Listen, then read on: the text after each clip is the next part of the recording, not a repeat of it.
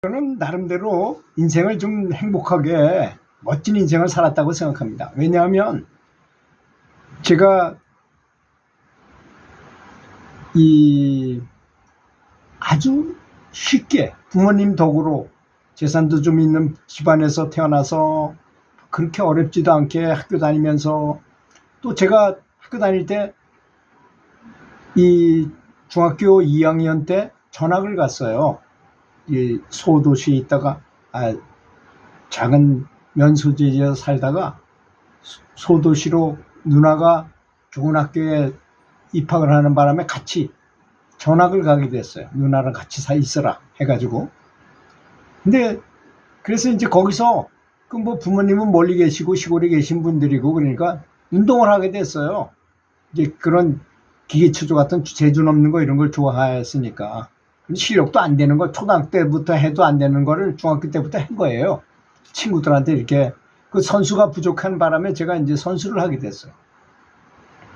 뭐 선수도 뭐 전국체전을 맨날 나갔어요. 49회 된 거부터 나가가지고 꽤 오랫동안 대학 4학년 때까지 계속 선수로 출전을 했으니까 그래도 운동은 계속 한 거죠. 나름 기계추조 선수를 했다는 것입니다. 근데 제가 그 고등학교 3학년 때 예비고사라는 게 있었잖아요. 근데 예비고사를 우리 반에 굉장히 공부 못하는 돌반이었어요. 남녀공학이 우리 반만 남녀공학이었어요. 그럼 여학생들이 얼마나 드센지 매일 선생님들한테 얻어 터지는 건 여학생들만 얻어 터지고 남자애들은 조용히 하고 아주 착한 애들만 있었던 것 같아요. 근데 그 돌반에서 예비고사 합격한 사람이 단 2사람밖에 없었어요. 근데 저는 합격하고 제 친구하고 이제 합격해가지고 그 친구는 이제 농과를 가고, 저는 가만 생각해 보니까 그래도 운동했으니까 체육관 가는 게 좋겠다. 체육관은 예비고사 패스 안 해도 되는데도 불구하고 나는 합격은 했지만 갔어요. 그래서 체육관을 다니면서 운동을 하게 됐습니다. 근데 저의 삶이라는 건 참 완전히 두 쪽으로 나눠져 있는 삶을 살았어요.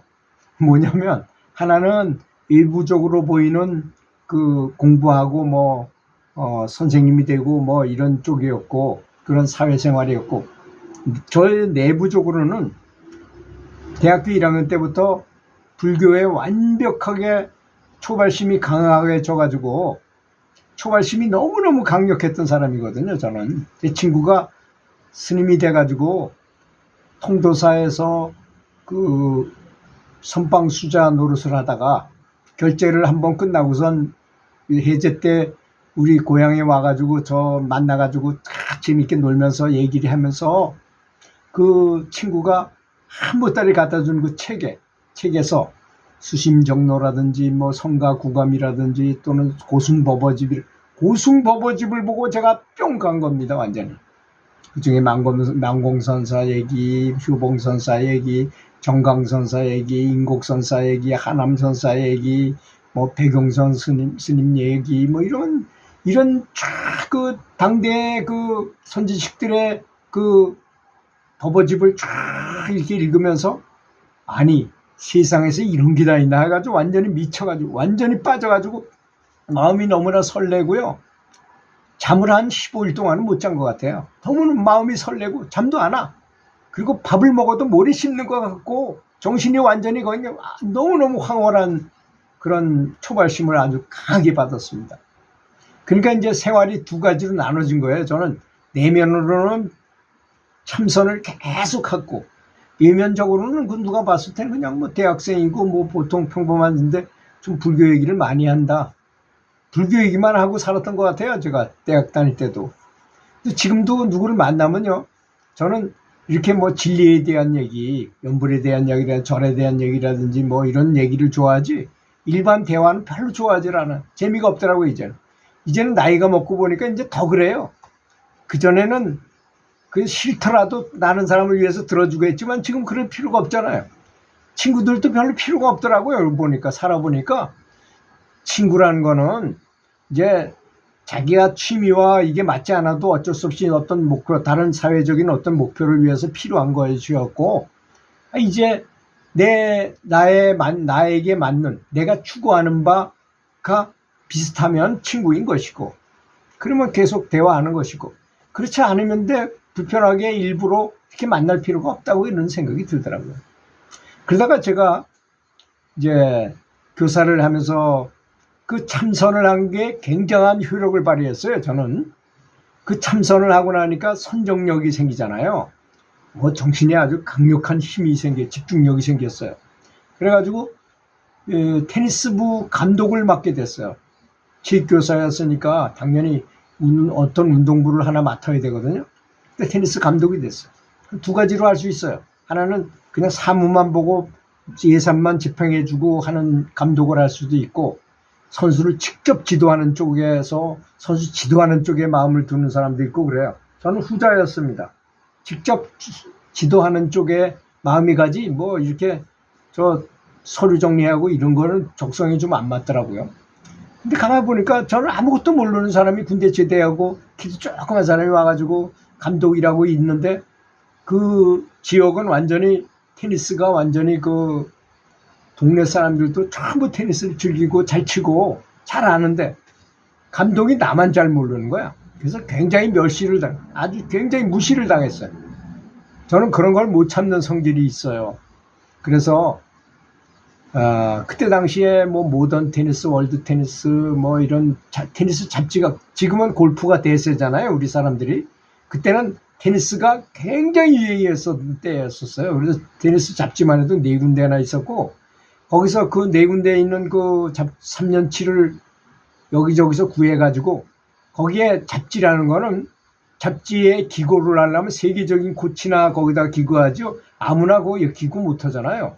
그런 걸 3년치를 모아가지고 딱 정리를 해가지고 제가 제 목소리로 제가 좋아하는 음악을 원더풀 데이라는 그 음악을 쫙 깔아놓고 거기서 녹음을 해가지고 한 2시간 분량 정도 될 겁니다. 3년치의 그 세계적인 코치가 한 얘기들, 굉장히 좋은 말들이 많아요. 거기에 어떻게 선수를 어떻게 지도하고 어떻게 게임을 할 때 어떤 작전을 해라 뭐 이런 것들을 세계적인 거를 한 거예요, 말하자면. 그거를 녹음해가지고 자나 앉으나 서나 자나 깨나 항상 들었어요. 그거의 증인은 제 아내입니다. 제 아내가 항상 봤죠, 그렇게 하는 거를. 잘 때도 틀어놓고 잤으니까 자오죠. 그렇게 3년을 하니까요, 귀가 뚫리고 눈이 열리더라고요. 그래서 그 고등학교 감독이 돼가지고 게임을 나가면 그 학생들은 전쟁을 하는 거하고 똑같아요. 왜냐? 이제 자기가 4강에 한번 들으면 대학에 가는 장학생으로 갈 수 있는 자격을 주어지거든요. 그러면 장학생으로 가면 돈을 한 푼도 안 들고 대학을 다닐 수 있으니까 한 5천만 원 버는 효과가 있는 거잖아요. 5천만 원 따먹기 경기를 하는 거나 마찬가지인 거예요. 그게 심각하죠. 근데 코치는 공부를 안 하잖아요. 코치들은 자기가 옛날에 배웠던 그대로 답습해 뭐 아는 기술은 좋죠. 저보다 테니스는 잘 치지만 지도력은 그렇지 못하잖아요. 그래서 이제 코치한테 가서 게임을 하다가 코치한테 가서 한마디 듣고 나한테 딱 오면 내가 딱딱 찍어서 얘기해 주는 거야. 넌 지금 네가 포핸드가 좋잖아. 근데 저쪽한테 백 쪽으로만 네가 치니까 더 불리하다. 포 쪽으로 오히려 쳐줘라. 그러면 걔가 이게 스트레이트로 다운드라인으로 치다 보면 에러가 많을 테니까 걔도 할 수 없이 크로스로 칠 것이다. 그때 한번 치면서 들어가서 발리를 끝내라. 뭐 이렇게 얘기하면 내가 시키는 대로 하니까 탁탁탁탁 이기거든. 그러니까 자연적으로 코치가 사임을 하게 되더라고. 왜? 나 감독보다 못한 코치가 있을 수 없잖아요. 그래서 코치가 그만두게 돼가지고 제가 코치 겸 감독을 계속해서 중학교까지 감독을 하게 됐어요. 선수가 굉장히 많았죠. 제가 지도하는 선수가 한 30명 정도 됐어요. 그렇게 아주 대군단을 이끌고 다니고 뭐 그러다가 이제 거기서 연도가 차가지고 고향으로 돌아와서 그때 초등학교 때 우승을 한 애들이에만 세계적인 선수를 만들 수 있다는 거를 제가 거기서 뼈저리게 느꼈어요. 그래서 초등학교 때 우승했대. 강원도가 당시에 우승을 한 선수들이 있었어요. 이영택 선수도 있었고, 조던인 선수도 있고, 김태희 선수도 있고, 정성환 선수도 있었어요. 그런 선수들을 스카웃을 했어요. 근데 정성환 선수는 강릉인데, 강릉은 그 선수는 스카웃을 못하고 3명을 데리고 와서 누나들도 시집 다 시켜주고 합숙소에서 밥 다 먹여주면서 정말 열심히 훈련을 하게 됐어요. 어떻게 됐겠습니까? 정말 미치다시피 열심히 시켰어요. 저는 그 애들한테는 얘기 안 했지만 제 목표는 세계에서 1등하는 선수를 키우려고 그랬어요. 정말로. 왜 그런지 아십니까? 이게 제 혼자 그런 생각을 할 수가 없었겠죠. 그 이유가 있어요. 연불도 잘 하려면 선지식을 잘 만나가지고 많은 법문을 듣고 하고자 하는 의욕이 있어야만 되는 거잖아요. 그죠? 내가 성불 하겠다고 생각하고 연불하는 사람하고 그냥 병이나 고쳐주시오 하고 연불하는 사람하고 그게 같습니까? 그 도달도가 같겠어요? 전혀 아닙니다. 이런 목표를 가지고 훈련을 시켰는데 그 이유는 닉 볼리테리시라고 있었어요. 닉 볼리테리 테니스 아카데미라는 곳을 운영하는 그 세계적인 코치가 있는데 대한테니스협회에서 그분을 초청해다가 장충 테니스 코트에서 강습을 했다는 것입니다. 그때 제가 그 고등학교 감독으로 유일하게 거기 가서 일주일 동안 강습을 받았어요. 저는 그때 그분한테 전수받았습니다. 무엇을 전수받은가? 기술을 전수받은 게 아니에요. 열정을 가지고 해야만 성공한다는 걸 배웠어요. 그리고 포핸드 한 방을 잘 쳐야 된다.